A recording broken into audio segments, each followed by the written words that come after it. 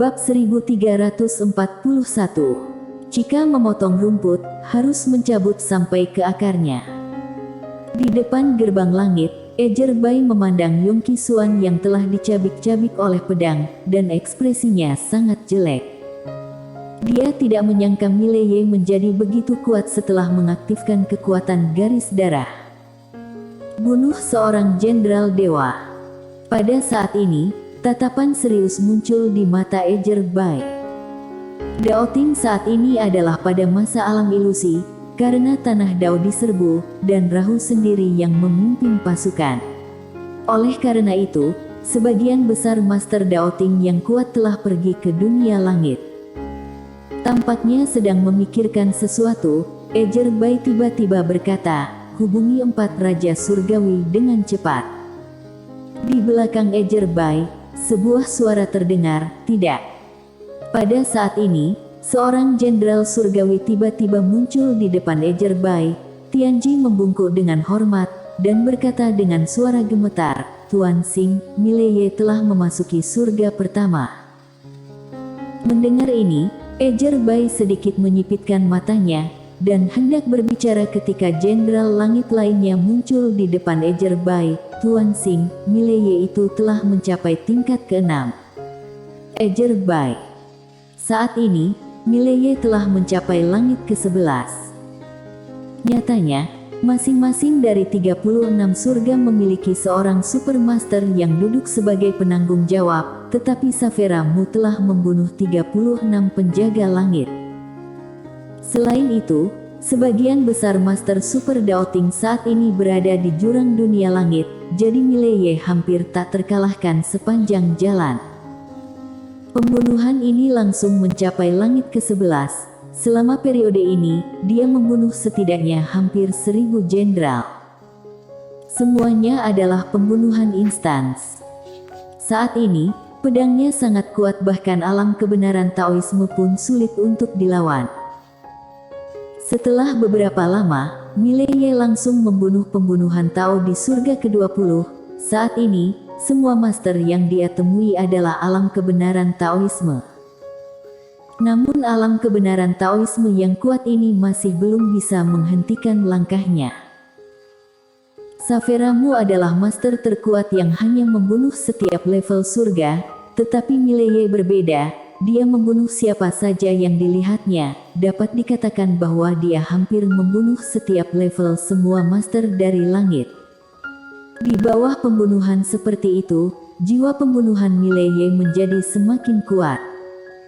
Tepat ketika Mileye datang ke surga ke-21, Ejerbai tiba-tiba muncul di hadapannya. Ejerbai menatap Mileye. Pada saat ini, dia sangat terkejut. Karena dia menemukan bahwa saat ini aura Mileye setidaknya 2 kali lebih kuat dari saat dia berada di gerbang langit. Orang ini semakin kuat dan kuat. Bagaimana ini mungkin? Ejerbai memandang Mileye, dan segera, dia menemukan kunci masalahnya. Kekuatan darah-darah. Kekuatan garis darah Mileye semakin kuat dan kuat.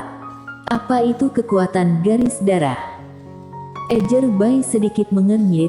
Dia telah menyelidiki Mileye sebelumnya, tetapi dia mengabaikan garis darah Mileye. Pada saat ini, Mileye tiba-tiba menatap Ejerbai. Dia akan bergerak ketika teriakan marah terdengar dari kejauhan, "Sombong!" Suara itu jatuh, cahaya hitam melintas di lapangan. Mileye berbalik dan menebas dengan pedang. Duar. Cahaya hitam meledak secara langsung, tetapi Mileye mundur lebih dari 10 kaki. Di seberang Mileye, berdiri seorang pria paruh baya kekar, mengenakan baju besi emas, memegang palu emas di tangan kirinya, dan payung berharga di tangan kanannya. Orang ini tidak lain adalah Raja Weidian, salah satu dari 4 Raja Surgawi Daoting. Melihat Raja Weidian, Ejerbai sedikit mengernyit. "Weidian, kenapa kamu sendirian?"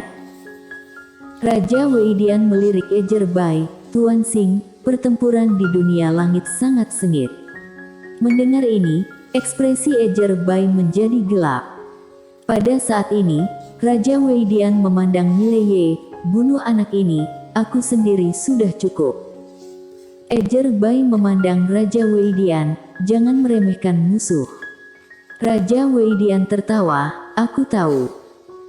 Setelah selesai berbicara, dia tiba-tiba melompat, lalu memukulkan palu ke arah Mileye. Saat palu menghantam, langit tingkat kedua bergetar hebat, seperti gempa bumi besar, yang sangat menakutkan. Di bawah, Mileye tiba-tiba mengangkat kepalanya, matanya seperti lautan darah, membuat orang ketakutan.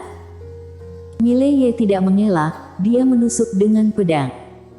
Dalam sekejap, dia dan Raja Weidian benar-benar kewalahan oleh kekuatan darah. Duar. Mengikuti suara-suara keras yang mengejutkan, sesosok tubuh mundur dengan keras lagi sejauh 100 kaki. Itu adalah Mileye. Dalam cahaya berdarah, Weidian dengan santai mengayunkan palu, lalu cahaya berdarah itu langsung runtuh. Weidian melihat ke kejauhan dan mencibir, kamu sedikit cakap, bisa menerima pukulan keras dariku. Ayo lagi. Setelah selesai berbicara, dia tiba-tiba menghilang di tempat. Saat berikutnya, palu emas tiba-tiba jatuh dari atas kepala Mileye. Dengan satu palu, ruang hampa di sekitar Mileye langsung terdistorsi. Mileye tiba-tiba mengangkat kepalanya dan meraung. Cahaya berdarah melonjak dari tubuhnya. Cahaya berdarah ini secara tak terduga memblokir pukulan yang mengejutkan itu. Melihat adegan ini, wajah Weidian berubah. Kekuatan garis darah, apa kekuatanmu? Saat ini, Mileye tiba-tiba menghilang di tempatnya. Weidian sedikit menyipitkan matanya, dan membanting palu ke samping untuk memblokirnya. Duar. Sepotong cahaya darah tiba-tiba meledak dari palu emas. Raja Weidian mundur seketika, dan pada saat ini, Mileye menggertaknya. Dalam sekejap, cahaya pedang berdarah yang tak terhitung jumlahnya langsung menenggelamkan Raja Weidian. Bum bum bum. Di 21 surga, suara ledakan terus bergema. Meskipun Mileye gagal membunuh Raja Weidian secara instan, dia langsung menekan Raja Weidian. Melihat pemandangan ini, ekspresi Ejer Bai di kejauhan menjadi semakin jelek. Saat ini, Mileye agak sangat kuat. Asal tahu saja, Raja Weidian telah menghadapi situasi yang sulit. Dan Mileye dapat mengandalkan kekuatan darah ini untuk melawan Raja Weidian dengan 2 langkah. Ini tidak lagi melawan langit, tapi tidak normal. Kekuatan garis darah. Ejer Bai menatap Mileye, dia tahu bahwa kekuatan garis darah itu istimewa dan memiliki kekuatan yang sangat kuat, tetapi dia belum pernah melihat jenis darah Mileye. Dia bahkan belum pernah mendengarnya. Pada saat ini, suara keras tiba-tiba terdengar di kejauhan. Suara keras ini mengganggu pikiran Ejer Bai. Dia melihat ke kejauhan. Pada saat ini, Raja Weidian tiba-tiba mundur ratusan kaki. Di sekelilingnya ada energi pedang berdarah yang tak ada habisnya. Raja Weidian tiba-tiba membuka payung berharga di tangan kanannya. Begitu payung dibuka, cahaya keemasan yang tak terhitung jumlahnya bergetar keluar dari payung. Cici cici cici.